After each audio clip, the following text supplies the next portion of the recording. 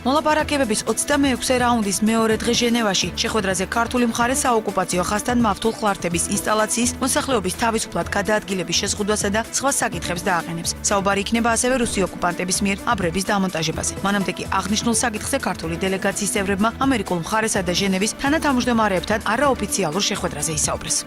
დაიწყო ჟენევის მოლაპარაკებების მორიგე 26 რაუნდი, როგორც წესი, პირველი დღე ეთმობა არაფორმალურ ორმხრივ კონსულტაციებს. ჩვენ მქონდა კონსულტაციები ამერიკის შეერთებული შტატების დელეგაციასთან, ასევე გვექნება კონსულტაციები ორმხრივი ჟენევის თანათავმჯდომარეებთან, განვიხილავთ ორივე სამუშაო ჯგუფის დღის წესრიგს. იმედი გვაქვს, რომ ჟენევის დისკუსიის პარალელში შესაძლებელი იქნება იმგვარი გამოსავლის მოძებნა, რომელიც პირველ რიგში მოიმსახურება სწორედ ადგილობრივი მოსახლეობის ინტერესებს. ყურადღებას მივაქცევთ ადამიანის უფლებების დარღვევებს, რაც უკავშირდება ბარიერების აღმართვით საოკუპაციო ხაზის გასწრიფ, ასევე აფხაზეთში განვითარებულ მოვლენებს.